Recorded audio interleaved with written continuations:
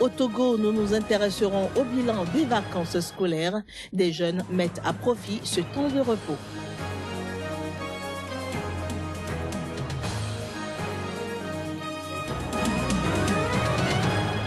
Drame survenu à Mina avec pour bilan 179 morts, l'ayatollah Khamenei exige des excuses de Riyad.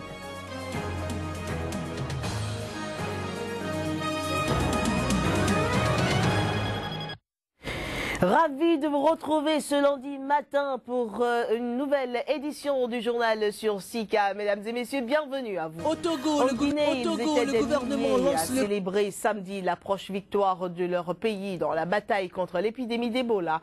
Un concert qui a rassemblé des artistes venus de toute l'Afrique a été organisé dans ce cadre. Voici les images. La vie revient progressivement à la normale dans les 3 pays d'Afrique les plus touchés par le virus Ebola. Le Libéria a été déclaré libre de contagion. La Guinée et la Sierra Leone n'ont enregistré respectivement que 3 et 6 cas en septembre. Pour commémorer cette avancée porteuse d'espoir et encourager l'aboutissement d'un meilleur résultat de la lutte, fut organisé un géant concert en Guinée. Intitulé Ebola, tous ensemble vers la victoire, le concert gratuit en plein air organisé à Conakry présentait des artistes guinéens ainsi que des artistes d'autres pays africains. Là, il faudrait que les Guinéens comprennent au fait qu'il y a des combats que quand on les commence, on les continue, quoi. C'est-à-dire Ebola est venu avec Ebola.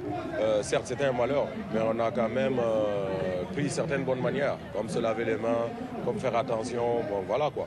Donc c'est des choses qui doivent continuer, c'est une attitude que les Guinéens doivent maintenir.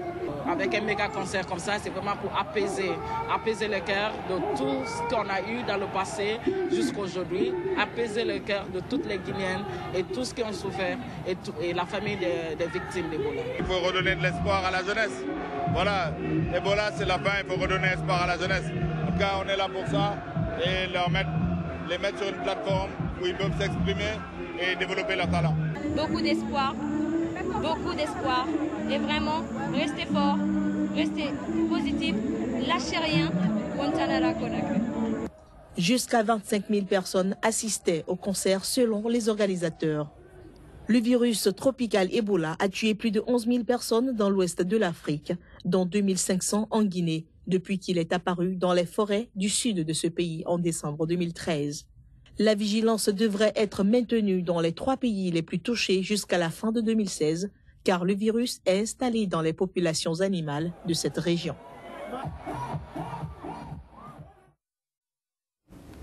Il faut dire aussi que les 2 derniers malades d'Ebola connus en Sierra Leone sont guéris et ont quitté dimanche l'hôpital où ils étaient soignés. Une nouvelle étape vers la fin de l'épidémie dans le pays d'après les autorités sanitaires. Par ailleurs, les dernières mesures de quarantaine ont été levées dans le nord du pays. Nous descendons à présent au Burkina Faso qui a été secoué ces derniers jours par un putsch qui n'aura finalement duré qu'une semaine. Après une résistance menée par le peuple burkinabé et une médiation de la CEDEAO, le calme semble désormais de retour dans le pays. Nous vous proposons un flashback sur les événements qui ont marqué cette crise. C'est ce qu'on appelle un putsch qui fait pchit. Le président par intérim du Burkina Faso a repris le pouvoir mercredi.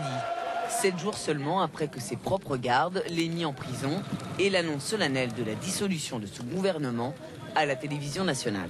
Le président de la transition est démis de ses fonctions. Deuxièmement, le gouvernement de transition est dissous. Troisièmement, le Conseil national de transition est dissous. Pendant 27 ans, Blaise Compaoré a dirigé le Burkina Faso, protégé par sa puissante garde présidentielle. Lorsque son régime a pris fin en octobre dernier, ses troupes d'élite ont été maintenues, mais sentant le statut menacé à l'approche des élections, elles ont décidé de renverser le régime de transition.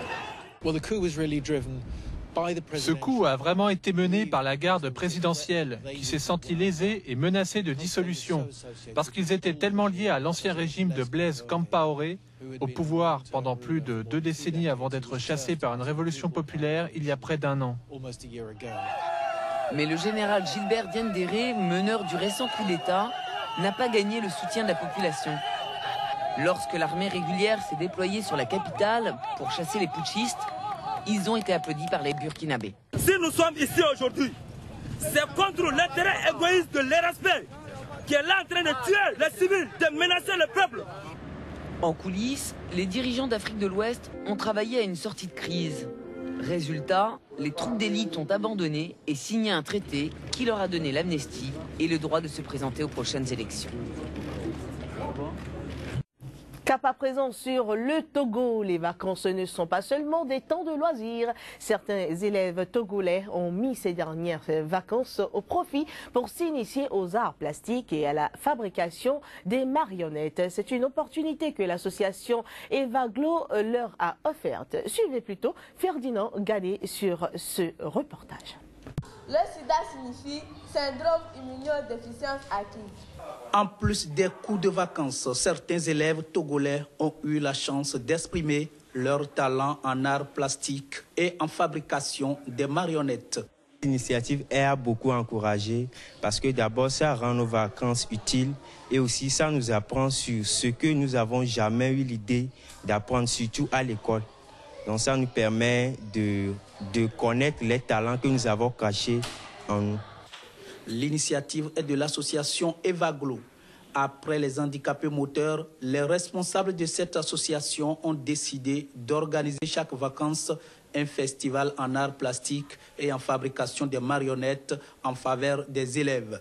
Objectif, permettre à ces apprenants de participer aux différentes campagnes de sensibilisation des maux qui freinent leur épanouissement et le développement de leur pays. Et ceci grâce à la mise en scène de leur création artistique. On a envoyé une lettre dans les écoles pour les sélectionner et il n'y avait pas assez de candidats. Et au premier jour, il y a eu la formation sur l'hygiène menstruelle. On a profité pour encore faire l'annonce et on a ouvert une liste.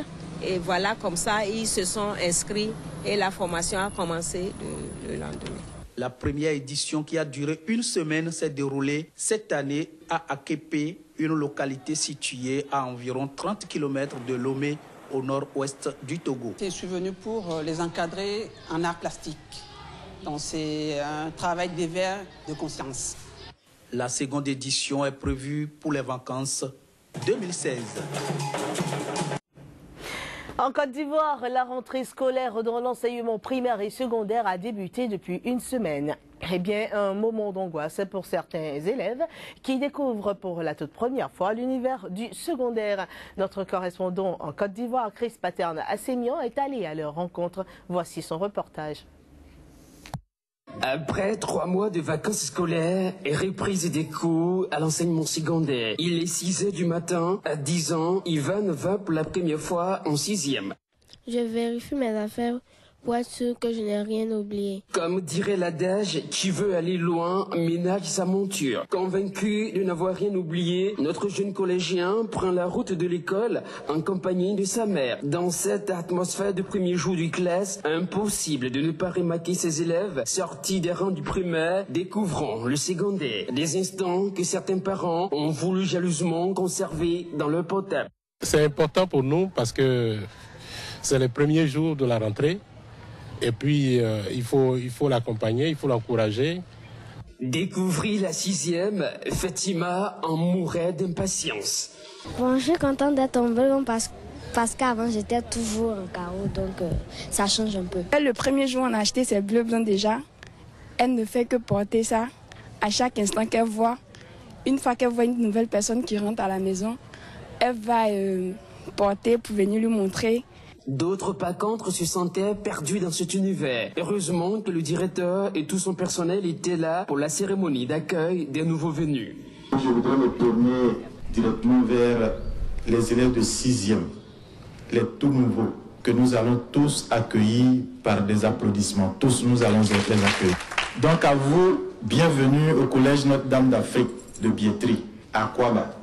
Devant l'émotion des parents, certains ne rentreront pas en classe sans s'acquitter d'un devoir. Je veux travailler bien pour que mes parents soient satisfaits de moi et aussi je veux souhaiter à tous mes camarades une bonne rentrée scolaire. Enfin, ils découvrent pour la toute première fois leur salle de classe, un spectacle que ne voulait pas se faire compter sa nourrisson qui d'ici dans 10 ans découvriront cette étape de la vie. Les partis indépendantistes ont remporté dimanche la majorité absolue des sièges aux élections régionales en Catalogne. Un succès qu'ils présentent comme un mandat pour mener cette riche région d'Espagne vers la sécession. Mais leurs adversaires ont refusé de reconnaître leur victoire, soulignant qu'ils n'avaient pas recueilli la majorité des voix. Les partis coalisés avec Mas au sein d'Ensemble pour le Oui devront toutefois encore s'entendre avec la CUP pour gouverner. Or, celle-ci ne veut pas non plus reconduire au pouvoir le conservateur Artur Mas, auquel elle reproche sa politique d'austérité. Le guide suprême iranien, l'ayatollah Ali Khamenei, a demandé dimanche à l'Arabie Saoudite de présenter des excuses. C'est après le drame de la Mecque qui a fait donc des centaines de morts jeudi, dont 144 Iraniens, selon un dernier bilan publié à Téhéran. Le temps monte entre l'Iran chiite et l'Arabie Saoudite sunnite, quelques jours après la bousculade meurtrière au Hadj. Téhéran est accusé de chercher à politiser le pèlerinage musulman à la Mecque. La République islamique a exigé dimanche des excuses du royaume saoudien. C'est après avoir demandé en vain d'être associé à l'enquête sur la tragique bousculade qui a coûté la vie à 769 pèlerins. Au moins 155 Iraniens en font partie. Les dirigeants saoudiens devraient accepter leurs responsabilités dans ce terrible accident et remplir leurs obligations. Les dirigeants saoudiens, au lieu de renvoyer la balle, devraient présenter des excuses à la communauté islamique et aux familles endeuillées. Des centaines de personnes ont manifesté dimanche devant l'ambassade d'Arabie Saoudite à Téhéran. Elles ont également lancé des tomates et des pastèques contre les murs de l'ambassade. Embarrassées par le drame, le plus tragique à endeuiller le Hadj depuis 25 ans, les autorités saoudiennes tardent à rendre les résultats de l'enquête sur la bousculade. Une délégation iranienne dirigée par le ministre de la Culture Ali Jannati n'avait toujours pas obtenu dimanche de visa de la part de l'Arabie Saoudite pour participer notamment à la recherche de ces disparus. C'est la fin de cette édition, mesdames et messieurs. Merci d'avoir été des nôtres. Nous vous souhaitons agréable journée et surtout agréable semaine. À bientôt.